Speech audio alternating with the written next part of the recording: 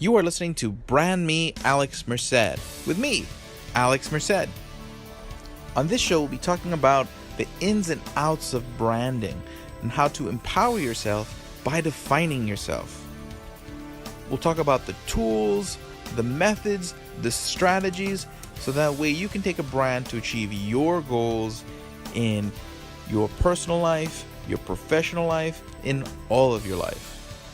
If you need help implementing these ideas and using these tools to achieve your goals, contact Alex Merced to be your branding coach by heading over to mercedbranding.com. Hey everybody, this is Alex Merced and you're listening to another episode of Brand Me, Alex Merced. And today we'll be exploring another social media platform as far as branding it and using it in order to establish your brand. Because again, the whole goal here is to empower yourself by defining yourself, but basically by making sure that your brand is well visible in the eyes of others. You open doors for yourself, and that's the beauty of it. So last week we talked about Facebook as a platform for the purposes of branding. So today we're going to talk a little bit more about Instagram. And the great thing about Instagram is that it incorporates with Facebook in a lot of ways because they're both owned by Facebook. Facebook bought it right before they went public. Now, the thing about Instagram is that it's a very visual medium. So basically you have to be able to create images, find images. It doesn't always have to be photos, but you constantly want to be thinking, how can I visually express my brand? And what you do is you can turn it into a business page. So you just go to your settings, you'd click turn it into a business page, and then you'd be able to link it to your Facebook page. So that way, every time you share a post on Instagram, it shares it to your Facebook page, which allows you to kind of kill two birds with one stone. Sorry for the honking in the background. I live in Brooklyn, and Brooklyn ain't the quietest place on the planet.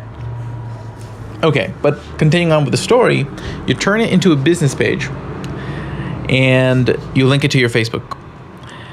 Now the question is, what do you post? So there's a couple different things you're going to want to do first. First, you want to kind of take a look into hashtags, meaning now a hashtag just means you're putting a pound sign with some sort of word, and that kind of helps you connect you with other posts and such. So you want to do is just do some research on what kind of hashtags are popular among people who are in your target market.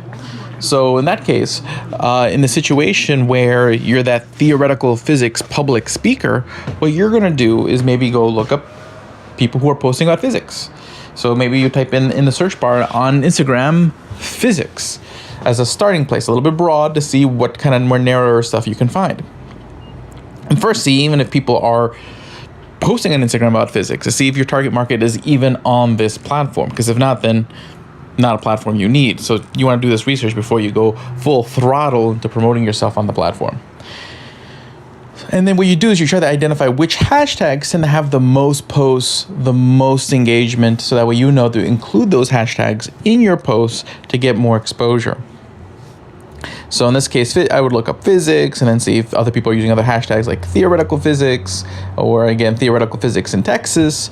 So maybe there's a hashtag for Texas, so that way people in Texas see you, and you see what's being used. So the first step on any platform is always really kind of to do the research on where to broadcast to the right audience, because you can put out the right messages, but if they're not getting to the right people, the rest doesn't really matter. So like Facebook, your job is to get more likes. On Instagram, is to get more follows. And in this case, there's not really a mechanism for inviting people to follow your Instagram profile. Kind of like in Facebook, you can invite people to like your page. So in this case, you really have to, it's got to be organic. You got to get people to click that button by creating content that they like. One of the easiest ways to first start is just put out a couple pieces of content.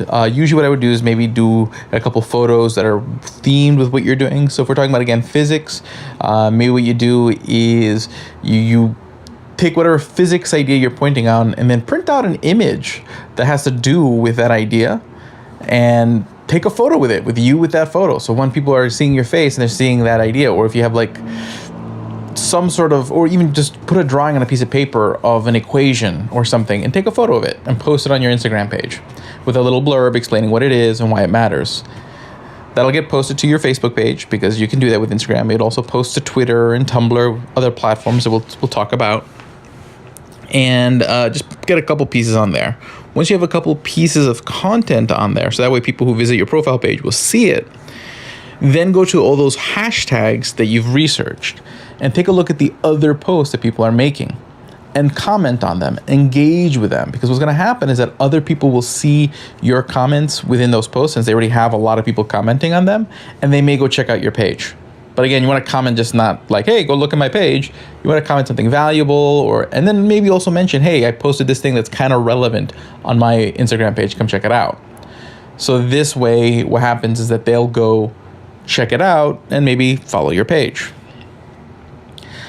Also, you may want to tag very popular Instagram pages in some of your photos that are relevant. Don't make it irrelevant, because that'll annoy people. But what happens is that when you can see which images different people on Instagram were tagged on their profile. So if you tag someone who's sort of really big on Instagram, or someone who has a following with your audience, people may go take a look at what images they were tagged in and then see your image in there and may decide to follow your page. So these are just ways where you can kind of gravitate people towards your page. But again, you want to make sure that you're tagging people and commenting in posts that are relevant to what you're doing. So that way you get people who are relevant, because again, otherwise you're just wasting time. Other cool things about Instagram is also a very useful tool I find in making images to post on Instagram is an app. All the Adobe Spark apps are really, really, really good, but Adobe Spark Post is for making images, and you can quickly make images, use icons to get a message out. So what I'll do in my political brand is I'll oftentimes come up with quotes that express the ideas that I'm promoting, and create images with those quotes and post those on Instagram and hashtag it with some of with the appropriate hashtags to attract the audience that I'm looking for, and then they'll like the post and then they'll follow it, etc. So again, the right content for the right people. And Spark Post, again, allows you to make these images with ease. You can make them on your phone, you can make them on your commute. So if you're sitting there in a waiting room for a doctor, you can create content to spread. Okay, and cool thing is that you can even take the images and create very basic animations on them and turn them into a video, which for platforms that take video content or that may favor video content, like Facebook sometimes weighs video better than images, so videos are more likely to be seen than an image, you can take that image and turn it into a video. So that's a pretty cool feature. Instagram does the same thing, where you can post a video up to 1 minute. Now, Instagram recently released a new feature called Instagram Stories. And what Instagram Stories does, it allows you to share videos. Oh, no, not Instagram Stories. There's Instagram Stories, which is more similar to Snapchat. So I guess I'll talk about that first. But what Instagram Stories is that one of the things that made Snapchat very popular is that you were able to share things temporarily. The idea is that sometimes you want to post something, you want to share something, but you just don't necessarily want it there forever. So you want to post a video of your breakfast, but you don't want people looking at your breakfast 3 years down the road. So Snapchat, not only were you able to chat with other members of Snapchat, but you were able to share posts and videos and photos that would only be up for 24 hours. So now Instagram, Facebook have all incorporated this kind of feature, this stories feature. So this kind of applies to all three platforms. Now, originally I didn't quite understand the value of stories. But the cool thing about stories, especially the way Facebook and Instagram does it, is that when you're browsing your profile, the stories of all the people you follow are on the top of the page. Okay, and they're listed in chronological order, which doesn't happen to the feed on Instagram and Facebook. Usually your feed on Instagram and Facebook just shows posts that are very popular, very a lot liked. So if you don't have a lot of engagement on your post yet, people may not be seeing your post. But with stories, it's all there in chronological order. So you just got to keep fresh content. And then the other valuable thing about stories is that you get much more useful data. You can actually see who posts or who's viewed it. So not only can you see, hey, I got 20 views on this particular stories post, but you can see who are the 20 people who saw it. So this gives you an idea of who are the people who are constantly engaging with your content. And then what you can do is then tag them in future posts to further engage them and build up those relationships with those audience members. And there's a lot of cool engagement features. So like on Instagram, you can add a little thing where people can ask you questions, and then you can create further stories posts from those questions. And this is a really good way to kind of get people just more engaged with your Instagram page. So you can sit there and be like, ask me questions about physics.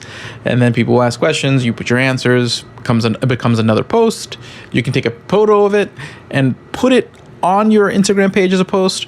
Also, what you can do is you can create albums of stories that are relevant. So again, you could sit there and have one that's, your appearances, one that is, responses to questions you've posted on there that people can view even past the 24-hour mark. So the stories feature is really cool.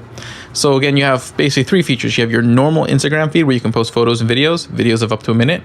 You have Instagram stories where you can basically make posts that last 24 hours with all sorts of stickers and a lot of the features that Snapchat is fairly associated with. And then 3, you have Instagram TV, where you can actually post more longer form videos. The one thing I don't like about Instagram TV is that the videos have to be in portrait, which means generally makes it kind of harder to reuse the same content for other platforms. So if I record a video for YouTube and Facebook, I'll usually put it in landscape mode just because it generally looks better on different screens. But Instagram really tries to target mobile usage, so that's why it's in portrait. So basically, Instagram is really designed with the idea that everyone's looking at their Instagram on their phone. So you could reuse the same content as video content, but keep in mind that like certain words, if you have text on the screen, may get cut off when it transposes it to a portrait landscape. But you can post longer form videos, which is just another way to engage. And then again, you can it creates a preview post on your Instagram feed, which can also lead to more engagement. But videos will have a kind of a separate discussion of once we've kind of gone through all these platforms. But to summarize the lesson, research your hashtags, create a few pieces of content, make sure you engage people in the comments of, people who have relative content to your brand. Make sure your content is relative to your brand, and try to keep the engagement up, whether it's by using stories or by responding to people who comment on your posts. And in any platform, whether it's Facebook, Instagram, Twitter, one of the best ways to encourage engagement is to ask questions. So ask people to ask you questions, ask people a question like, what do you think about this? But something that's relevant to your brand, because then the people who do care about what your brand means, they're going to be likely wanting to answer that question and engage and become sort of interested in the discussion they're having with you and the other people who are sort of engaging with your brand. So this is Alex Merced. You listen to Brand Me Alex Merced. I'll talk to you guys again next week. Have a great day and enjoy. Thank you for listening to Brand Me Alex Merced on iTunes, Google Play, and Stitcher, and wherever you listen to your podcasts. Make sure to like Alex Merced on Facebook, on Twitter, and head over to mercedbranding.com to find us on social media and find other useful advice and resources in marketing and achieving your goals.